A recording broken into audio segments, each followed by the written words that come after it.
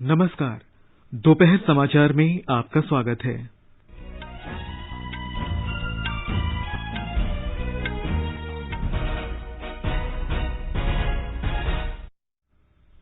सरकार ने कहा, कोविड टीकाकरण के बारे में सही सूचनाओं के प्रचार प्रसार और अफवाहों को दूर करने के लिए विभिन्न पक्षों को साथ लेकर चलना बहुत जरूरी। देश में 20,29,000 से अधिक लाभार्थियों को कोविड टीके लगाए गए। राज्यसभा के सभापति एम वेंकैया नायडू ने आगामी बजट सत्र के लिए रविवार को सर्वदलीय बैठक बुलाई। अंतर्राष्ट्रीय मुद्रा कोष ने इस वर्ष भारत की वृद्धि दर 11.5% रहने का अनुमान व्यक्त किया।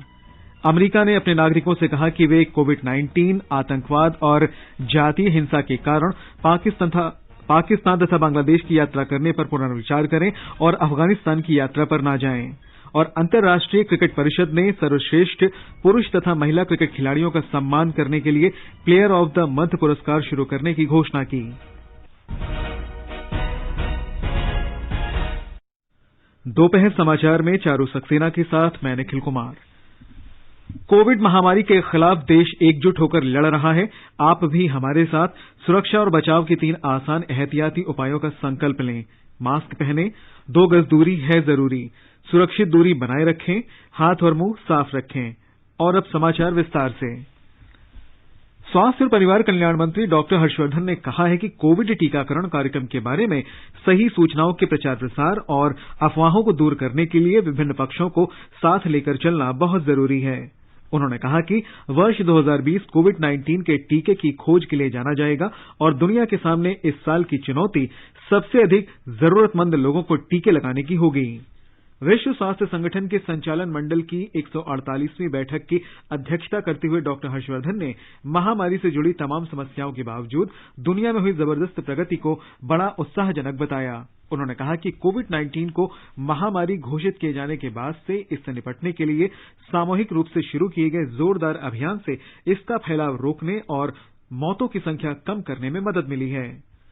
कोविड महामारी के तेजी से फैलाव के दौरान विश्व स्वास्थ्य संगठन के सभी सदस्य देशों की भूमिका की सराहना करते हुए डॉक्टर हर्षवर्धन ने कहा कि इन देशों के जबरदस्त संकल्प और कड़ी मेहनत से महामारी के प्रकोप के दौरान अनगिनत लोगों के जीवन को बचाया जा सकता है। उन्होंने कहा कि महामारी के दौर में सबसे बड़ी उपलब्धि स्वास्थ्य संगठनों के बीच सहयोग की भावना से काम करने की रही। उन्होंने कहा कि स्वास्थ्य संगठनों ने दुनिया भर में उद्देश्यपूर्ण लक्ष्य प्राप्त करने पर जोर दिया। डॉक्टर हर्षवर्धन ने कोविड महामारी से निपटने और निस्वार्थ भाव से कोविड रोगियों की सेवा करते हुए अपना जीवन बलिदान करने वालों को श्रद्धांजलि अर्पित की। विश्व स्वास्थ्य संगठन के कार्यकारी बोर्ड ने टीकाकरण एजेंडा 2030 का स्वागत किया है और दुनिया भर में लोगों के जीवन को बचाने में महत्वपूर्ण भूमिका निभाने वालों की एक स्वर से प्रशंसा की गई। सदस्य देशों ने कोवैक्स सुविधा के माध्यम से महामारी के टीके जल्द और समानता के आधार पर सभी देशों को उपलब्ध कराने का भी आग्रह किया है।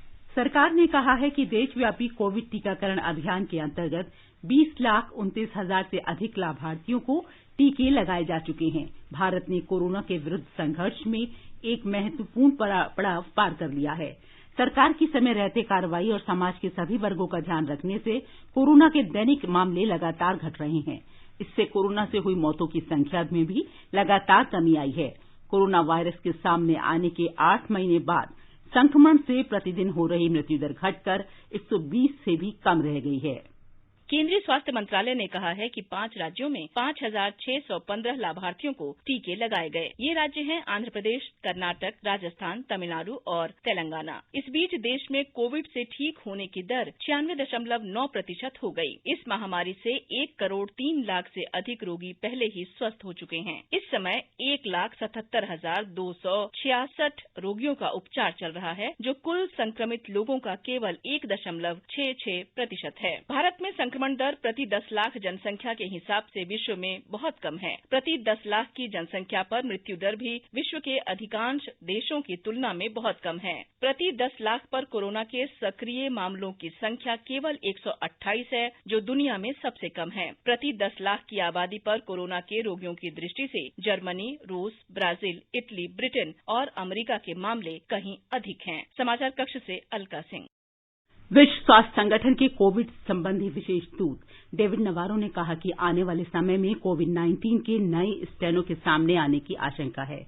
लेकिन इन पर कोविड टीका कारगर रहेगा। उन्होंने कहा कि वर्तमान में इस बात का कोई प्रमाण नहीं मिला है कि टीकाकरण निष्प्रभावी हो जाएगा। एक टीवी चैनल से बातचीत में उन्होंने कहा कि वायरस के अधिक संक्रामक होने के बारे में पता चलने के बाद ब्रिटेन में कोरोना के नए स्ट्रेन का अध्ययन किया जा रहा है। देश में संक्रमण से ठीक होने वालों की दर 96.91% हो गई है। पिछले 24 घंटों में 13,000 से अधिक लोग स्वस्थ हुए। स्वास्थ्य मंत्रालय ने बताया है कि अब तक 1,03,59,000 से अधिक मरीज संक्रमण से ठीक हो चुके हैं। देश में कोविड से प्रभावित लोगों की संख्या तेजी से घट रही है। इस समय 1,76,000 सक्रिय मामले हैं, जो कुल मामलों का केवल 1.65% है। स्वास्थ्य मंत्रालय ने बताया कि कल हुई 137 मौतों को मिलाकर अब तक 1,03,724 लोग इस महामारी का शिकार हो चुके हैं। भारतीय आयुर्विज्ञान अनुसंधान परिषद ने बताया कि कल 5,50,000 से अधिक कोविड नमूनों की जांच की गई। देश में अब तक 19,36,00,000 से अधिक नमूनों की जांच हो चुकी है। राजस्थान में कोविड टीकाकरण के स्थानों को बढ़ाकर 1,205 कर दिया गया है। हमारे संवाददाता ने बताया है कि स्वास्थ्य विभाग ने आज 1,14,000 से अधिक स्वास्थ्य कर्मियों को टीका लगाने का लक्ष्य रखा है।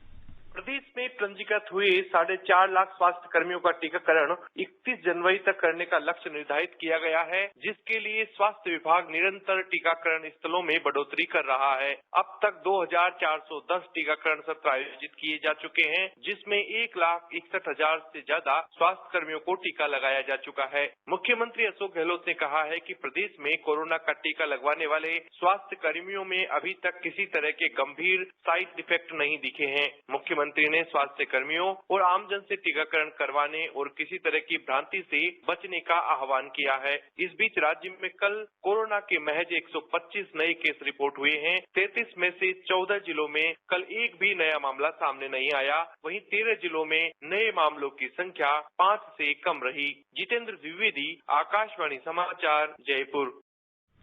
गुजरात में कोविड से संक्रमित होने वालों की संख्या में लगातार कमी हो रही है। स्वस्थ होने की दर 96.74% हो गई है।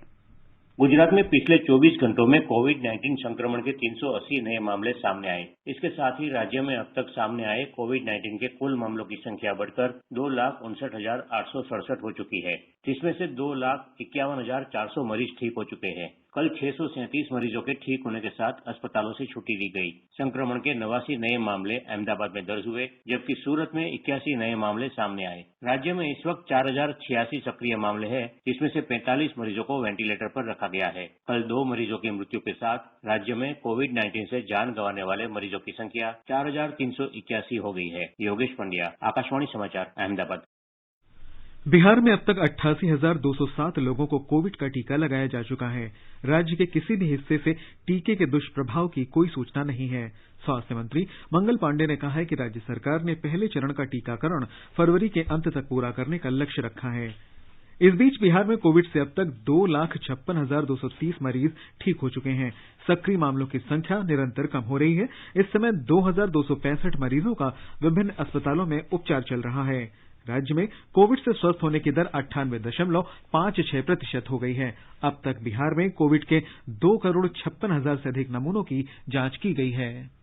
गणतंत्र दिवस के कारण जिन इलाकों में कल टीकाकरण नहीं किया जा सका, उन इलाकों में स्वास्थ्य कर्मियों को आज टीके लगाए जाएंगे। राज्य सरकार ने फरवरी तक टीकाकरण के पहले चरण को पूरा करने का लक्ष्य निर्धारित किया है। 15 फरवरी के बाद उन लोगों को वैक्सीन का दूसरा डोज दिया जाएगा, जिन्हें पहला डोज दिया जा चुका है। इस बीच राज्य में 2,56,230 रोगी कोरोना संक्रमण से मुक्त हो चुके हैं। सक्रिय मामलों की संख्या में लगातार तेजी से कमी हो रही है। इस समय विभिन्न अस्पतालों में 2,265 मरीजों का इलाज चल रहा है। मरीजों के स्वस्थ होने की दर 98.56% पहुंच गई है। आकाशवाणी समाचार के लिए पटना से कृष्ण कुमार लाल।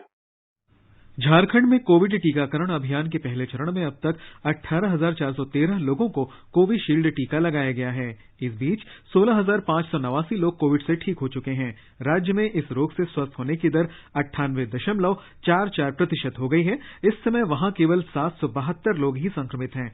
सक्रिय मामलों की संख्या में निरंतर कमी आ रही है। झारखंड में अब तक 51,68,000 से अधिक कोविड नमूनों की जांच हो चुकी है। मध्य प्रदेश में अब तक 2,47,000 से अधिक लोग कोविड संक्रमण से ठीक हो चुके हैं। कल 515 मरीज संक्रमण से मुक्त हुए।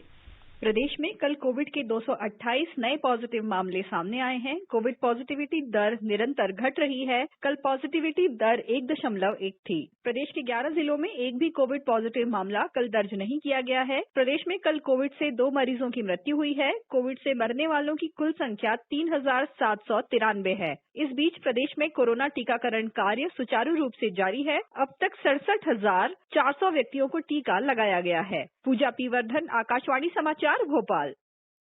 तेलंगाना में कोविड महामारी के लिए टीकाकरण अभियान सुचारू रूप से चल रहा है और अब तक 1,30,000 से अधिक स्वास्थ्य कर्मियों को टीके लगाए जा चुके हैं। निजी क्षेत्र के स्वास्थ्य कर्मियों और कर्मचारियों को कल टीका लगाया जाएगा। राज्य के जन स्वास्थ्य निदेशक डॉक्टर श्रीनिवास राव के अनुसार टीका लगाने के बाद अब तक किसी की तबीयत खराब होने का कोई मामला सामने नहीं आया है। इस बीच पिछले 24 घंटों के दौरान राज्य में महामारी के 147 नए मामले दर्ज किए गए हैं। तेलंगाना में अब तक कुल 2,93,737 लोग कोविड महामारी की चपेट में आए हैं। राज्य में अब तक 2,89,325 लोग महामारी से स्वस्थ हुए हैं।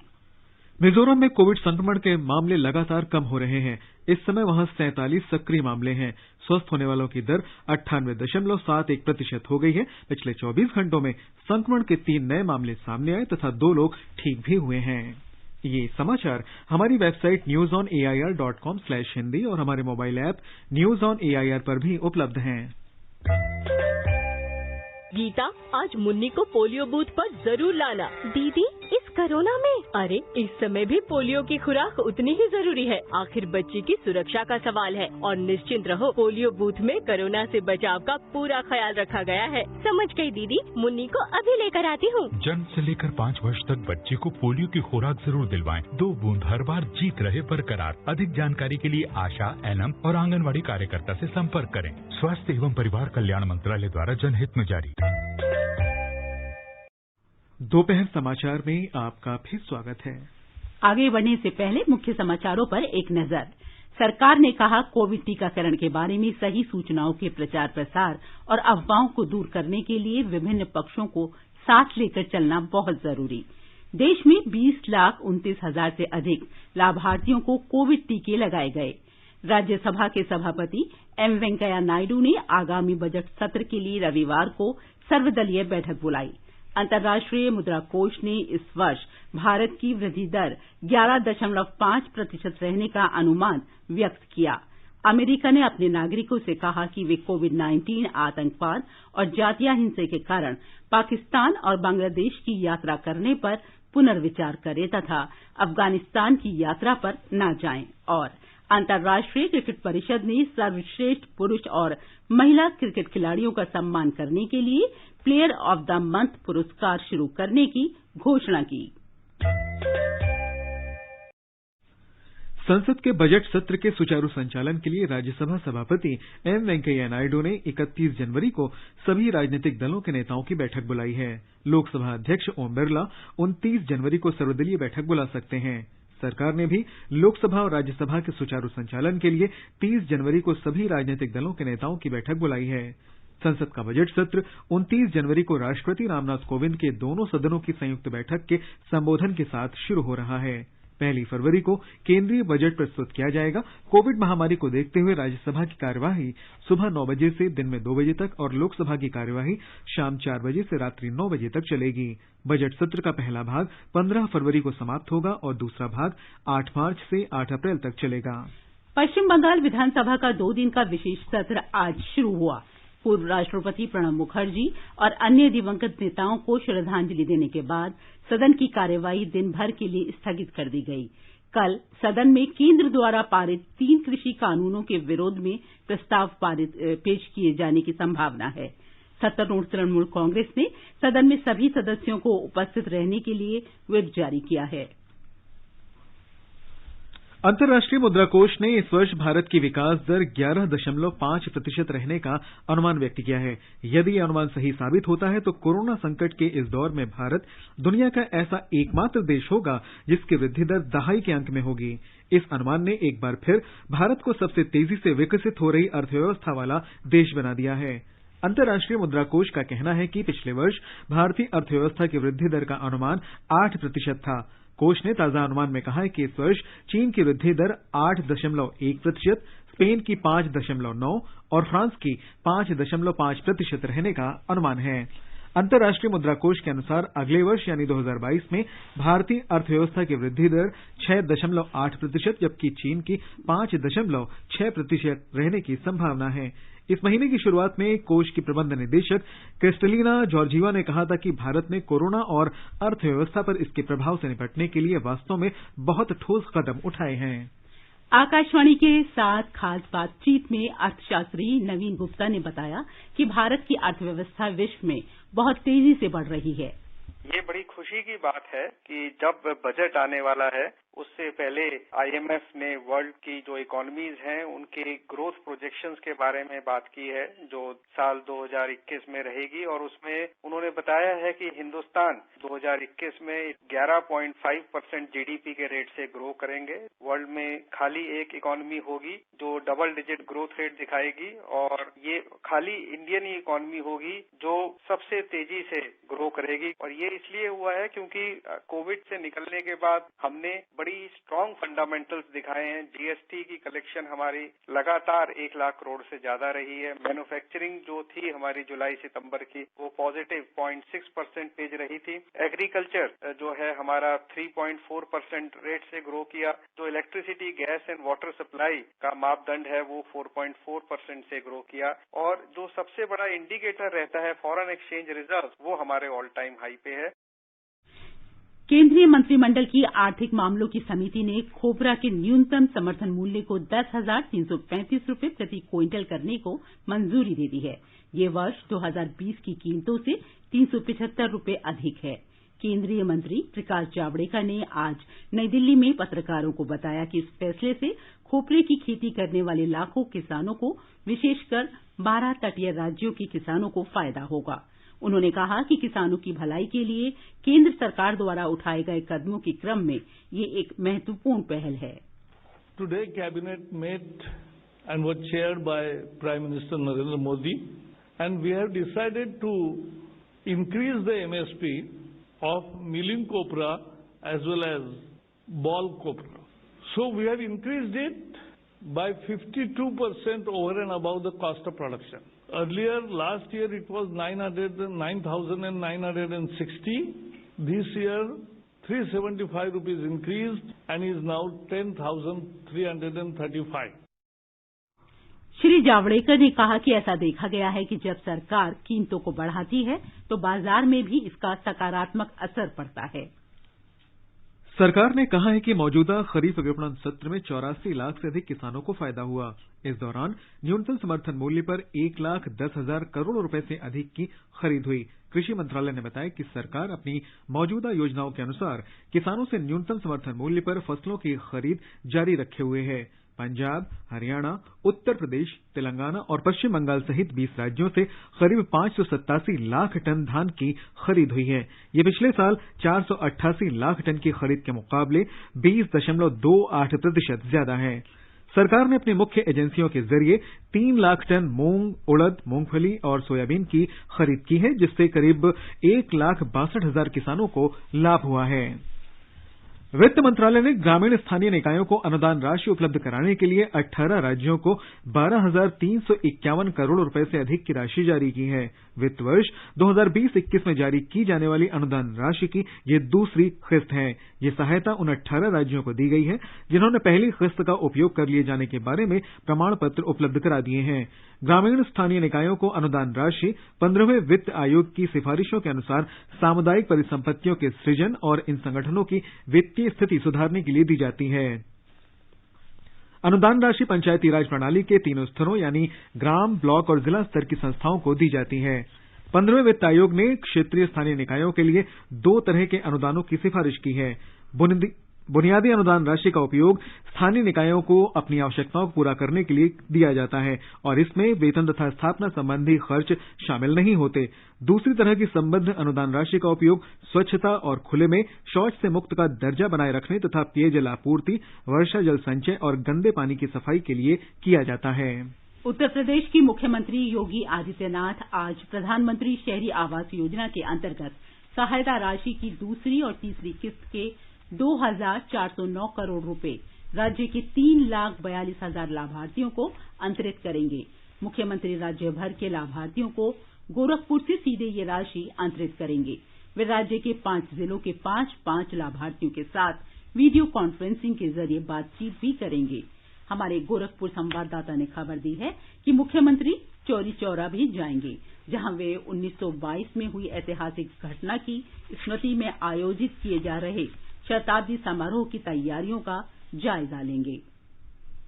पश्चिम बंगाल के नादिया जिले के कल्याणी में स्थित अखिल भारतीय आयुर्विज्ञान संस्थान में आज से ब्रह्मरोग विभाग ओपीडी की शुरुआत हो गई है। 8 विभागों से प्रारंभ इस सुविधा को इस वर्ष के अंत तक पूरी तरह शुरू कर दिया जाएगा। केंद्र शासित प्रदेश जम्मू कश्मीर में जिला विकास परिषदों के प्रमुखों के चुनाव फरवरी में कराए जाएंगे। हमारे जम्मू संवाददाता ने बताया कि जिला विकास परिषद अध्यक्षों के पदों के आरक्षण के बारे में अंतिम निर्णय फरवरी के पहले सप्ताह में ले लिया जाएगा। राज्य के निर्वाचन आयोग ने इसके लिए एक मसौदा प्रस्ताव तैयार किया है। असम में सत्तारूढ़ भारतीय जनता पार्टी ने आगामी विधानसभा चुनाव के लिए पार्टी के घोषणा पत्र में जनता के विचार शामिल करने के उद्देश्य से मोबाइल वैन को रवाना किया है। मुख्यमंत्री सर्बानंद सोनोवाल ने पार्टी के प्रदेश अध्यक्ष रंजीत कुमार दास, पूर्वोत्तर जनतांत्रिक गठबंधन नेडा के संयोजक हेमंता बिस्वा शर्मा और गुवाहाटी की सांसद क्वीन ओजा की उपस्थिति में वैन को रवाना किया। पार्टी सूत्रों ने बताया कि 50 मोबाइल वैन 126 विधानसभा क्षेत्रों में जाकर जनता की राय लेंगी। इस अवसर पर एक सभा को संबोधित करते हुए मुख्यमंत्री ने पार्टी कार्यकर्ताओं से राज्य सरकार द्वारा किए गए अच्छे कामों के बारे में लोगों को जागरूक करने की अपील की। मुख्यमंत्री ने कहा कि सरकार की दृढ़ इच्छा के कारण काजीरंगा राष्ट्रीय पार्क में गैंडों के अवैध शिकार पर रोक लग सकती है। ये समाचार आकाशवाणी से प्रसारित किए जा रहे हैं। ताजा समाचार जानने के लिए आप हमारे Twitter handle @AIR News Hindi को फॉलो कर सकते हैं। चलो मिलकर एक शुरुआत करें, चलो एक फैसला आज करें, मास्क नहीं तो टोकेंगे, कोरोना को रोकेंगे, चलो एक इरादा करते हैं, चलो खुद से वादा करते हैं, मास्क नहीं तो टोकेंगे, कोरोना को रोकेंगे। ये आकाशवाणी है। अमेरिका ने दक्षिण एशिया के 3 देशों की यात्रा के बारे में नया परामर्श जारी करते हुए अपने नागरिकों से कहा है कि वे पाकिस्तान और बांग्लादेश की यात्रा करने पर पुनर्विचार करें तथा अफगानिस्तान की यात्रा पर न जाएं। विदेश विभाग ने कल इन तीनों देशों की यात्रा के बारे में अलग से परामर्श जारी किया है। परामर्श में कोविड-19, आतंकवाद और जातीय हिंसा के कारण पाकिस्तान की यात्रा पर विचार करने को कहा गया है। अमेरिका नागरिकों को पाकिस्तान में बलूचिस्तान और खैबर पख्तूनख्वा प्रांतों में आतंकवाद और अपहरण की घटनाओं के कारण न जाने की सलाह दी गई है। कोविड-19 के कारण अपने नागरिकों से बांग्लादेश की यात्रा पर पुनर्विचार करने का अनुरोध करते हुए विदेश विभाग ने कहा है कि अपराध, आतंकवाद और अपहरण की घटनाओं के कारण बांग्लादेश जाते समय अधिक सजग रहें। एक अन्य परामर्श में विदेश विभाग ने अमेरिकी नागरिकों से कोविड-19, अपराध, आतंकवाद, गृह अशांति, अपहरण और सशस्त्र संघर्ष के कारण अफगानिस्तान की यात्रा न करने को कहा है। इंटरनेशनल क्रिकेट काउंसिल आईसीसी ने आज दुबई में ICC player of the month यानी महीने के सर्वश्रेष्ठ क्रिकेट खिलाड़ी का सम्मान शुरू करने की घोषणा की है। इस पुरस्कार के जरिए विभिन्न अंतर्राष्ट्रीय क्रिकेट प्रतियोगिताओं में बेहतरीन खेल का प्रदर्शन करने वाले पुरुष और महिला खिलाड़ियों को सम्मानित किया जाएगा। एक वक्तव्य में आईसीसी ने कहा कि सम्मानित किए जाने वाले खिलाड़ियों का चयन मतदान के जरिए किया जाएगा, जिसमें दुनिया भर के पूर्व खिलाड़ी, पत्रकार और प्रसारक तथा क्रिकेट प्रेमी महीने के सर्वश्रेष्ठ महिला और पुरुष खिलाड़ियों का चयन करेंगे। तमिलनाडु के मुख्यमंत्री इडप्पाडी पलनीसामी ने आज चेन्नई में जयललिता स्मारक का उद्घाटन किया। इसका निर्माण मैरीना बीच पर 9 एकड़ जमीन पर किया गया है। फिनिक्स के आकार के इस स्मारक में जयललिता और एमजी रामचंद्रन की प्रतिमाएं रखी गई हैं और एक कृत्रिम झरना भी बनाया गया है। इसका निर्माण रिकॉर्ड 30 महीने की अवधि में किया गया है। उद्घाटन समारोह को देखने के लिए तमिलनाडु के विभिन्न जिलों से बड़ी संख्या में ऑल इंडिया अन्ना डीएमके के कार्यकर्ता चेन्नई पहुंचे। ये संयोग है कि आज ही के दिन दिवंगत जयललिता की घनिष्ठ सहयोगी वीके शशिकला को परप्पना आग्रह जेल से रिहा किया जा रहा है।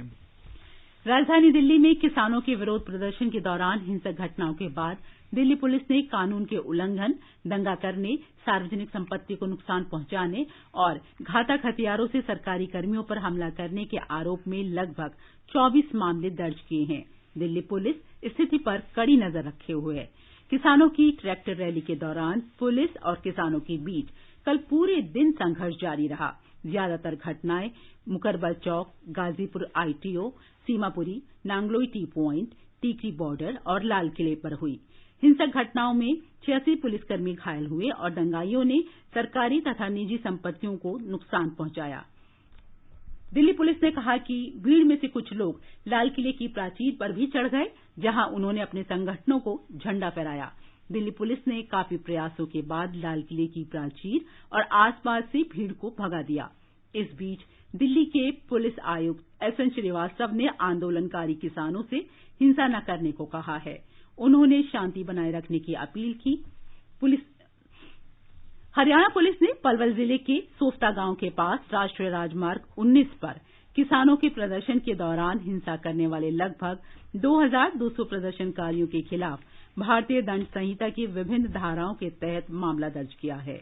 पुलिस प्रवक्ता ने बताया कि प्रदर्शनकारियों ने राष्ट्रीय राजमार्ग पर लगे अवरोधों को तोड़ने का प्रयास किया और हिंसा फैलाई। पुलिस ने मामला दर्ज करके इन लोगों के खिलाफ कार्रवाई शुरू कर दी है।